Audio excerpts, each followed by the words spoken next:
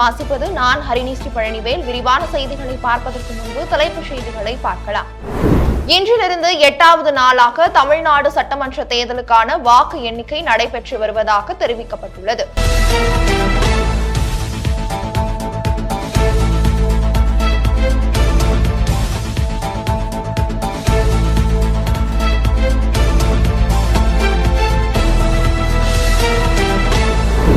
மேற்கு வங்கத்தில் 2ஆம் கட்ட சட்டமன்ற தேர்தலுக்கான பிரச்சாரம் இன்று மாலையுடன் நிறைவடைந்துள்ளதாக தெரிவிக்கப்பட்டது.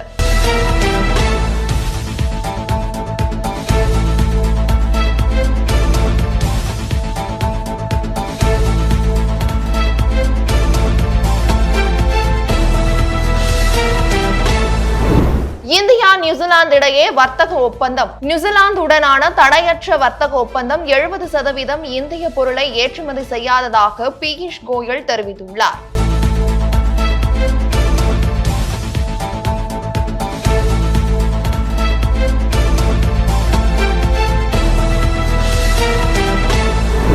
தமிழ்நாட்டில் பகல் நேர வெப்பநிலை அதிகரிக்கக்கூடும் என்று சென்னை வானிலை ஆய்வு மையம் தெரிவித்துள்ளது. தமிழ்நாட்டில் ஒரு சில இடங்களில் அதிகபட்ச வெப்பநிலை 2 முதல் 3 டிகிரி செல்சியஸ் வரை அதிகரிக்கக்கூடும் என்றும் சென்னை வானிலை ஆய்வு மையம் தெரிவித்துள்ளது.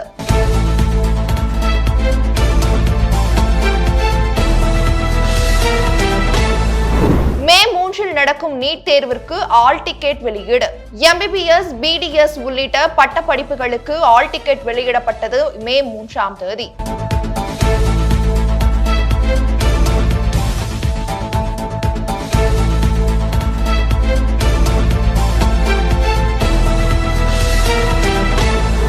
தொடர் விடுமுறை முடிந்து பணிக்கு திரும்பும் மக்கள்.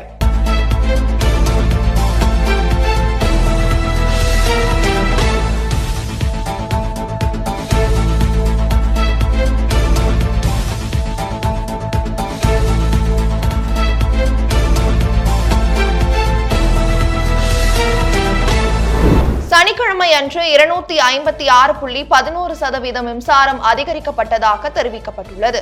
நடப்பு ஆண்டில் இதுவரை இல்லாத அளவில் சனிக்கிழமை மட்டும் 256.11% மின்சாரம் அதிகரிக்கப்பட்டுள்ளதாக மின்சாரத்துறை தெரிவித்துள்ளது.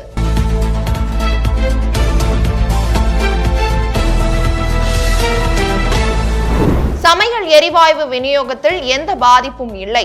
ஏப்ரல் 25 அன்று ஒரே நாளில் 58.15% சிலிண்டர்கள் விநியோகிக்கப்பட்டதாக தெரிவிக்கப்பட்டது.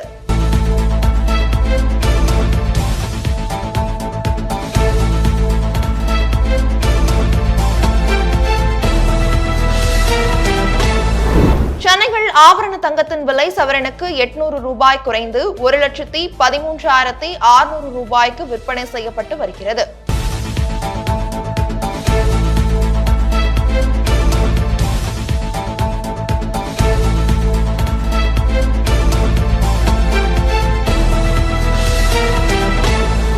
இனி வருவது வானிலை செய்திகள். கிருஷ்ணகிரி, தருமபுரி, சேலம் ஆகிய மாவட்டங்களில் ஒரு சில இடங்களில் லேசான முதல் மிதமான மழை பெய்யக்கூடும் என்று சென்னை வானிலை ஆய்வு மையம் தெரிவித்துள்ளது.